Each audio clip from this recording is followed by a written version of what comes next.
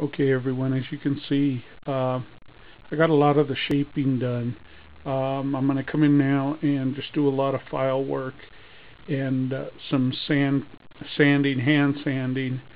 I may put it back on the belt sander to give me a little more recess for my little finger as well as my front fingers. Unsure yet. I really have it fitting pretty well to my hand at the moment.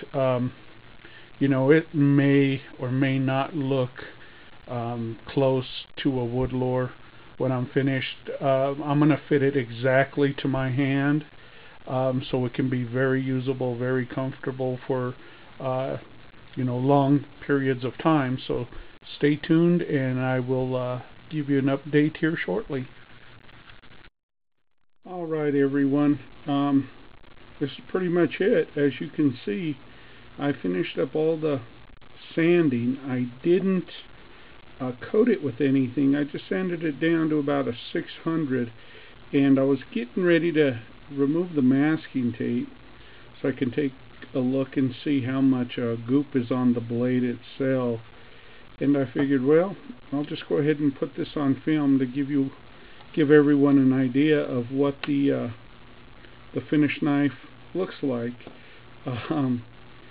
The 01 TS engraving that I put on, I don't think I'm going to be able to pick it up, but it's really came out pretty well considering I done it freehand, just with an engraver and a little bit of practice. But I'm going to go ahead and try to reach over the camera here and remove the remainder of the masking tape on the blade. I do know I have to clean it up, and I don't know if I'm going to polish it or not. It has a pretty decent shine to it as is, and I was able to achieve that just through sanding. Ouch. Be careful, that edge is extremely sharp, and I may have drew a little bit of blood there. Not sure, but that's what I get for being careless and trying to do this on film instead of taking the tape off and getting everything ready and all of that. But I just wanted everybody to see the knife as I get to see it for the first time, with the masking tape off and the scales on and all that sort of thing, kind of like opening a new present, So if you bear with me, we're almost there. And as you can see, it isn't really all that dirty. Still has a pretty good gleam to it, and I'll check the edge here in a second once I get all the tape off.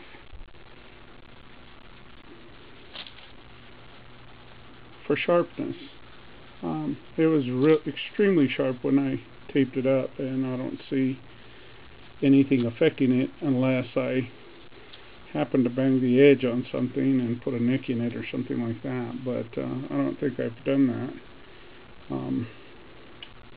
What I did do as well, I don't know if I made mention before, but up here at the upper portion of the spine closest to the scales, I actually rounded it slightly for carving, just a little more comfort in carving.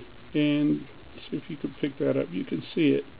It's not a flaw in the blade. I actually put that there on purpose, so when I do lay my thumb here and apply pressure, it's not as sharp. It's not a 90 degree like I have up here. It's actually rounded. I don't know if the camera picks that up or not.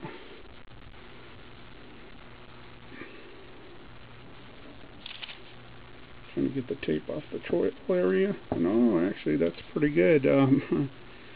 I was able to set my scales right to the edge of the masking tape, and I think I may have a little bit of glue or possibly some masking tape, and that's actually my maker's mark there, which are just my initials.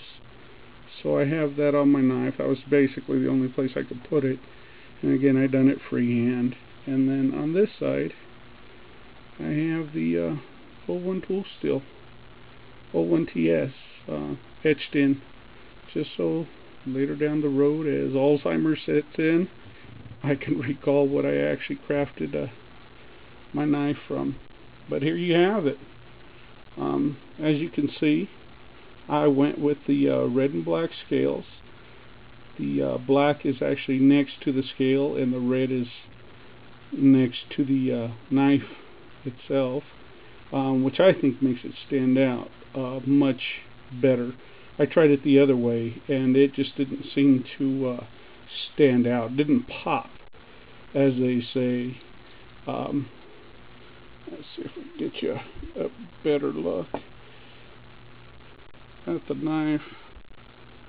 But here we have it. See if I could grab a sheet of paper. It's a little sticky. I'm not sure how well it's going to cut, but we'll soon find out. As you can see, I didn't do anything to it but unwrap it. And there you go. As you can see, it is extremely sharp. I was going to have my daughter down here demonstrating this, but she actually spent the night at her friend's, so she wasn't here for me to do this. I was going to have her actually utilize the knife and show its edge. So I'm pretty happy, actually. It's nice and heavy. You know what I'm going to do?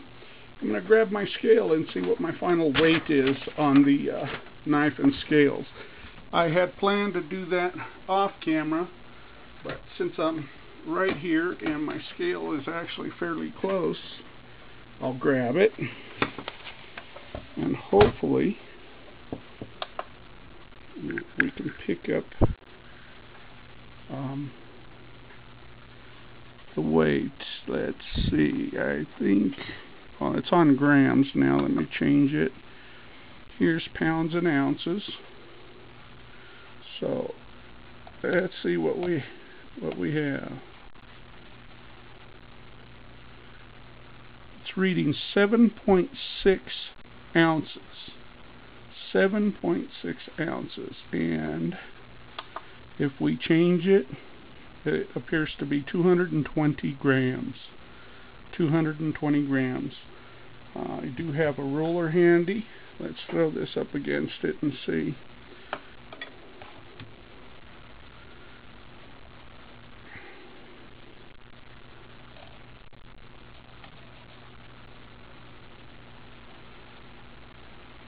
What I'm looking at is about